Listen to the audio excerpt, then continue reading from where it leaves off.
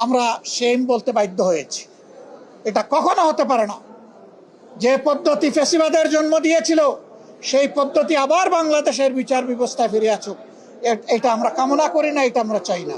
এখানেও আমরা আমাদের তীব্র প্রতিবাদ রেকর্ড করেছি। এরপরে আপনারা দেখেছেন স্থানীয় সরকার বিল।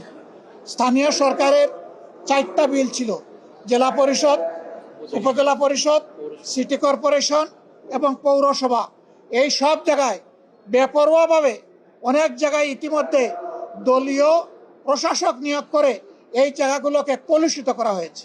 অথচ বিএনপি তাদের 31 দফা সংস্কার প্রস্তাব এবং তাদের নির্বাচনী ইশতেহার 2 জায়গায় পরিষ্কার বলেছে, স্থানীয় সরকার লেভেলে যদি কোনো নির্বাচিত জনপ্রতিনিধি মারা যান অথবা কোর্টের দ্বারা সুস্পষ্ট দণ্ডিত হন, সেই ক্ষেত্রেই কেবল প্রশাসক বসানো হবে, অন্যথায় নয়। এখন কোন কারণে তারা বসালেন তার কোনো জবাব তারা আমাদেরকে দিতে পারেননি। তারা মূলত এই টায়ারগুলোকে নির্লজ্জ দলীয়করণই করেছেন এবং তারও প্রতিবাদ আমরা জানিয়েছি।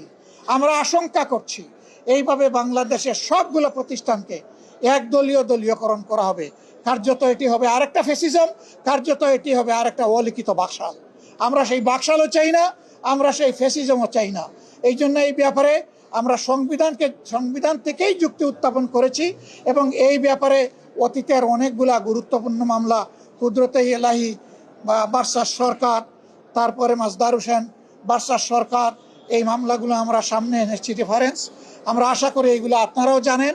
আমরা জনগণের পক্ষে, এই জন্যে জনবিরোধী যে আইনগুলো আজকে সংসদে শুধুমাত্র টু-থার্ড মেজরিটির বলে পাশ করা হয়েছে, তারই প্রতিবাদ জানিয়ে, নিন্দা জানিয়ে আমরা সংসদ থেকে ওয়াক আউট করেছি।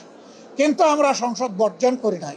আমরা যাব, জনগণের হয়ে কথা বলবো, জনগণের স্বার্থের পক্ষে অবস্থান অক্ষুণ্ণ রাখবো। জনগণের স্বার্থের বিপক্ষে কিছু হলে আমাদের কণ্ঠ আবারও গর্জন করে উঠবে জনগণের অধিকারের পক্ষে, ইনশাআল্লাহ তাআলা আজিম। সাংবাদিক বন্ধুগণ, আপনারা পাশে থাকবেন। প্রিয় দেশবাসী, আপনাদের অধিকারের জন্য আমরা লড়াই চালিয়ে যাচ্ছি, লড়াই আমরা চালিয়ে যাব। কোনো অন্যায়ের